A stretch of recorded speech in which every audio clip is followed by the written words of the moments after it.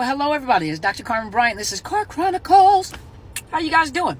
Good to see you guys. Good morning, good afternoon, good evening. Whenever you get this, today's Thursday, I think November the 3rd or something like that. Whatever day it is. But hello everybody. You guys ready?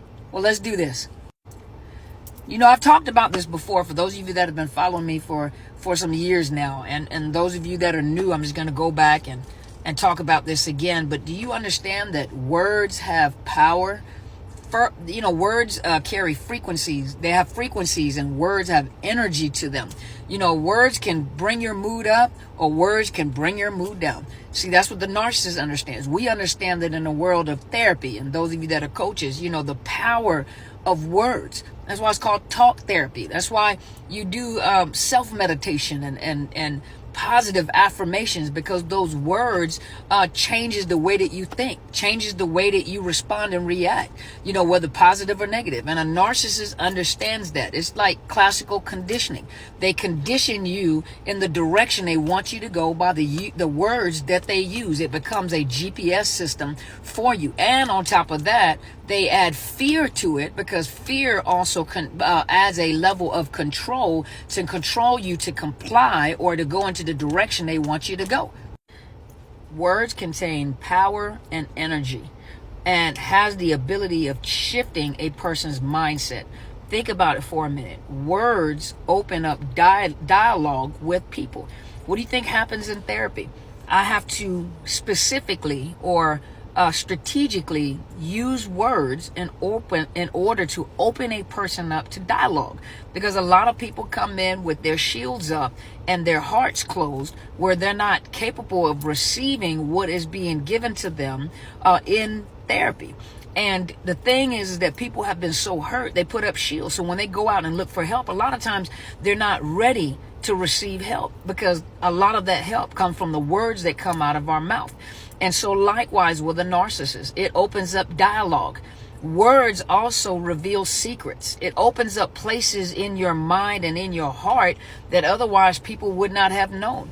But the words that a narcissist uses are seeds planted in your soul to direct you in your life. It can cause self-sabotage, because a narcissist comes into your life and conditions you to believe the words that they're speaking into your life. And guess what happens? Throughout your life, if you don't get help, you are being navigated in your life by the words that were planted in your soul and in your mind, the womb of your mind.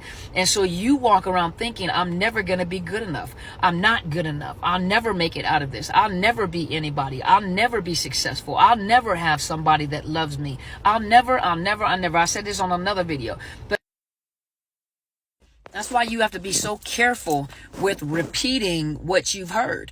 You know, many people live in fear. And I'm going to talk about fear on another video, but a lot of people live in fear. But you have to ask yourself, where does this fear come from? Because a lot of times the fear comes from this irrational fear. There's a difference, because there is a biological aspect to fear, because fear serves in the physiological aspect. It serves as an alert system to let you know that there's danger approaching. But, you know, there's danger. But, you know, some people with anxiety and this deep rooted fear live with this irrational fear. And they know it's irrational fear. They just can't figure out what the triggers are. What I can't address it when I don't know it. And a lot of you live in the fear of rejection or abandonment, you know, issues. And a lot of that stems from childhood, where you lived in an environment where, you know, your parents, your caregivers have always had you walking on eggshells, the gaslighting, and especially if they were alcoholics or drug addicts, you know, they had you constantly living in fear, the fear of losing them. You know, they played the game, you know, especially with narcissist parents, they played the game, the fear that, you know, I'm going to reject you or give you the silent treatment or ignore you like you don't exist, or, you know, or physical abuse. You know, and so you live this fear. So this fear is deep ingrained in you. And some of those triggers can also be words. But then you get into these situationships with these narcissists where they're speaking these words that are familiar, and these familiar words trigger, you know, they trigger you. And what happens it opens up which is actually, I think, the hippocampus, it goes to search, it goes and triggers the memories, so the amygdala is the one that triggers the reactions, and then I have to go back and study it too, and then the hippocampus is the one that triggers the memories. And so even those words serve as a trigger, your hippocampus all of a sudden triggers the memories associated with those words. And so your body is having physiological reactions, and some of the physiological reactions really stem from the words that they were spoken. The energy, the same energies that fight, flight, well, that's what it is. The amygdala, it triggers the fight, flight, or freeze response, that fight or flight or freeze response.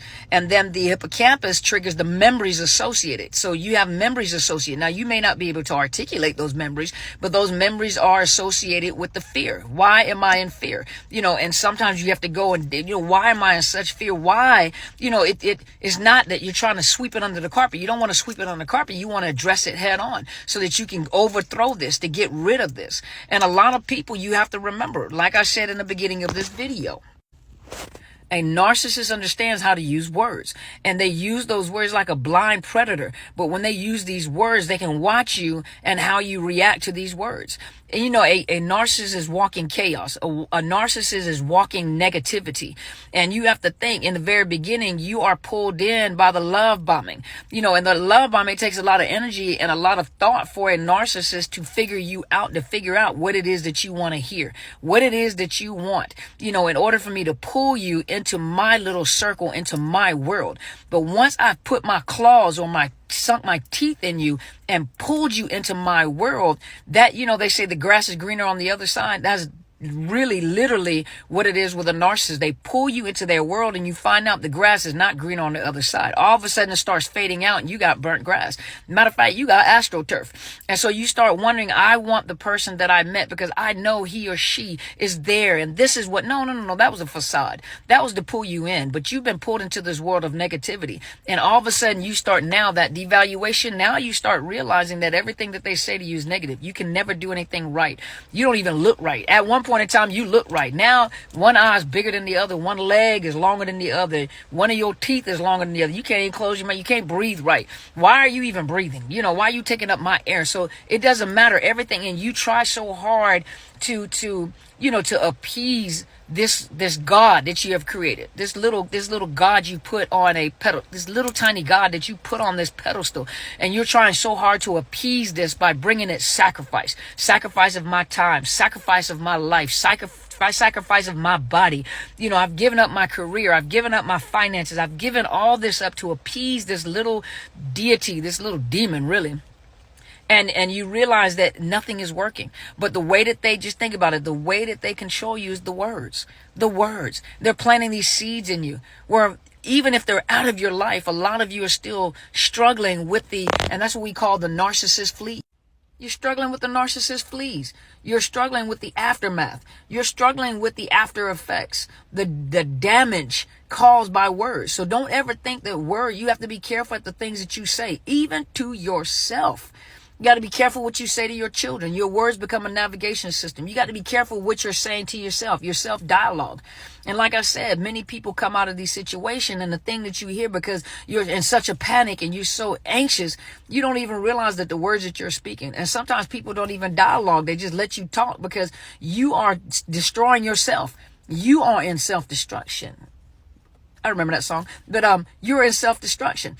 I don't know. Sometimes I have music in my head, but so you are in self-destruction because of the words that you're saying. You remember the Pavlov theory of the salivating dog, where the dog was on they had the dog chained up, and what they did was they rang the bell. Some of you guys remember they rang the bell. They went and got food, and the dog started salivating. So they rang the bell. They got the food, and as a result, the dog started salivating to prepare to eat the food. But the dog had been so conditioned that when you took away the food, the reward for the salivation, I think that's how it went. But once you took away the food, when you rang the bell, the dog still salivated because there was an expectation. He knew he had associated, and he had been conditioned that when the bell rings, the food is coming. So I'm going to prepare myself and salivate because I know the food is coming. Well, some of you have been conditioned that way. This and this happens. When this happens, This right here happens afterward. This is either the punishment or this is the reward that I get. And so this is how I react, or this is how I respond to it. And some of you have to be reconditioned.